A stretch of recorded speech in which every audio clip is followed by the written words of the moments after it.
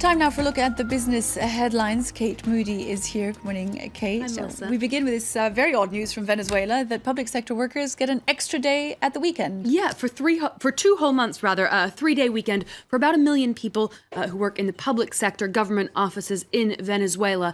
Now, the country is dealing with an energy crisis because it gets about 70% of its electricity from hydroelectric plants, which are running at very low levels because of a drought.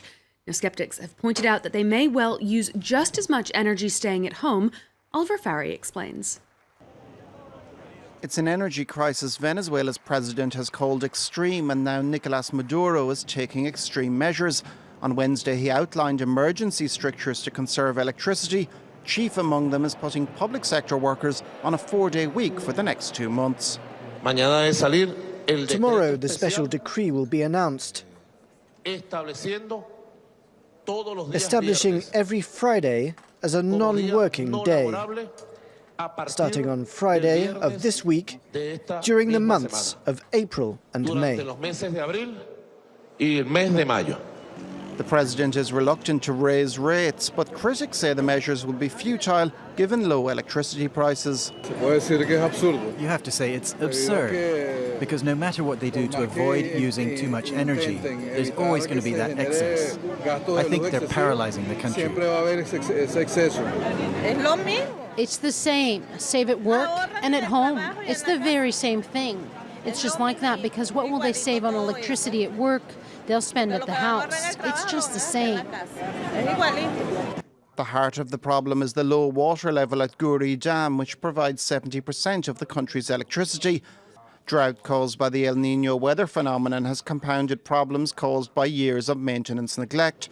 Previous measures taken to combat the power shortage include a week off work last month, cutting the opening hours of more than 100 shopping centres, and a presidential recommendation to avoid using hairdryers and straightening irons. And we look now, Kate, at what was a real treat for financial buffs. A rare spectacle indeed. 4 Federal Reserve chiefs discussing the global economy. Yeah, exactly. Ben Bernanke, Paul Volcker and Alan Greenspan, those names may ring a bell, former Federal Reserve chiefs. They joined Janet Yellen to discuss the biggest risks facing the global economy. Now, they tried to dispel concerns that the U.S. is heading back towards recession, saying the economy is progressing slowly, that the U.S. labor market is close to being back to full strength.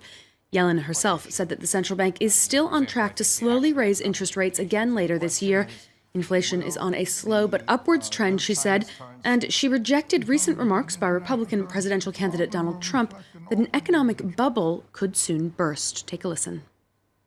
I certainly wouldn't describe this as a bubble economy. We have relatively weak global growth, but the U.S. economy has been doing well, and domestic strength has been propelling us forward in spite of the fact that we're suffering a drag from the global economy. Yellen there. Give us a look now, Kate, at the markets. How are they faring this morning? Well, a mixed picture in Asia. A mostly negative trend, actually. The Nikkei, the exception to that rule, you can see it was up about 0.5 percentage point. Shanghai closing down 1%. Now, the Japanese yen has hit a 17-month high against the US dollar during this session. A strong currency is bad news for Japanese exporters because it makes their products more expensive. And there's been increasing speculation that the Japanese central bank could eventually have to intervene to lower the value of its currency. A more upbeat picture as the European markets open for business. You can see there the London FTSE and Frankfurt DAX up about 0.5 percentage point each. The banking sector giving a boost to early trading. Let's move on to some of the day's other business headlines now. British authorities have reportedly launched a criminal investigation into Tata Steel's operations. The Telegraph says that the UK's Serious Fraud Office is looking into whether staff at a plant in Yorkshire faked certificates on the composition of its products. Last month, Tata said it would sell its UK operations, putting thousands of jobs at risk. The British government is facing increasing pressure to broker a sale and open talks with potential buyers earlier this week.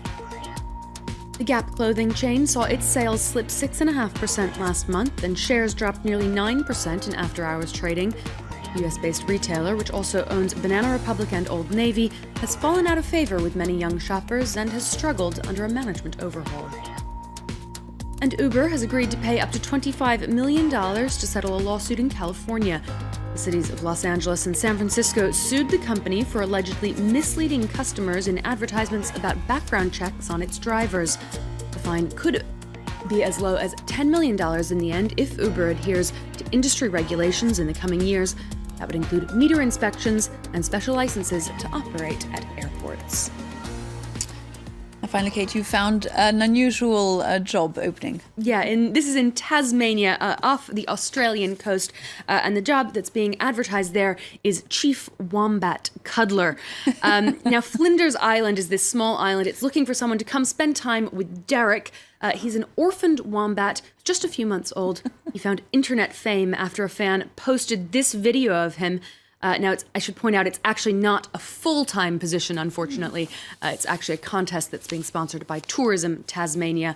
They say they've gotten more than 2,000 entries so far, Australian residents who would like to be flown to the island to meet Derek the wombat and give him a little hug there. Oh, worth keeping an eye on if ever journalism ceases to it doesn't work out for us. Please, we know wombat cuddling beckons. Thank you very much indeed, Kate Moody. I look there at the business news.